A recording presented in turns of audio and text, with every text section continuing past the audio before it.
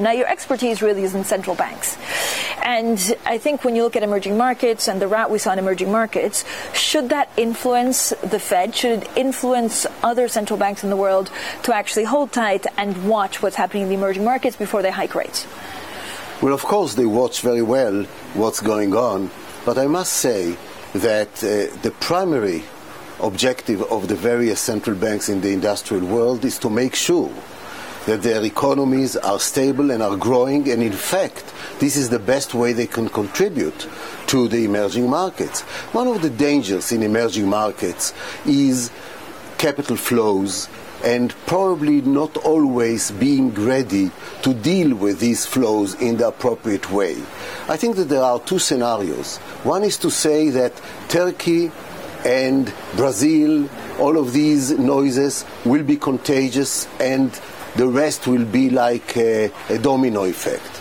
But I think we should leverage it in an opposite way and say, why are things so bad today in Turkey? Why is the problem in Brazil? Why is the problem in other places? Primarily, it is domestically created. It is irresponsible policies. It is poor institutions.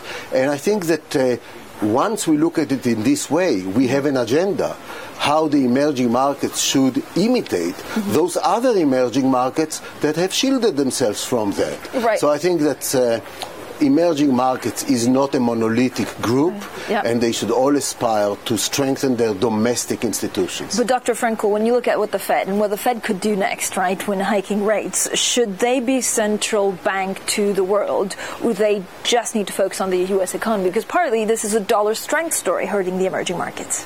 Well, the U.S. is the most important central bank of the world, and therefore they are very, very careful, prudent, and responsible. But if you ask a more concrete question, should the U.S. now continue in raising rates? The answer is absolutely yes.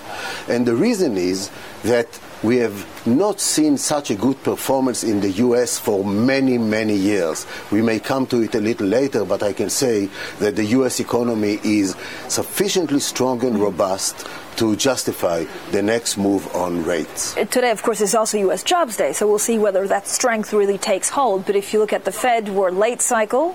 There's a concern that actually the tax cut effect in the U.S. actually drops off a cliff in a couple of years.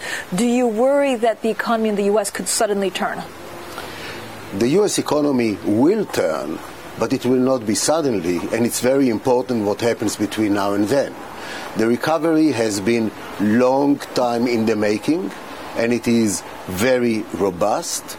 Job market is extremely positive.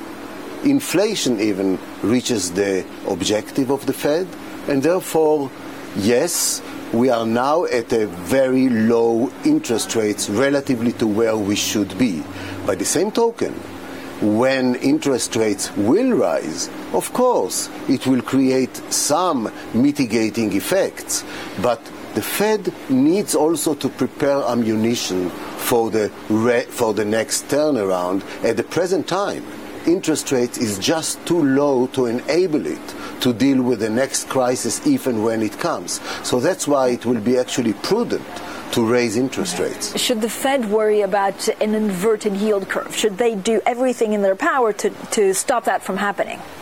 Everything in their power is clearly not the right thing to do.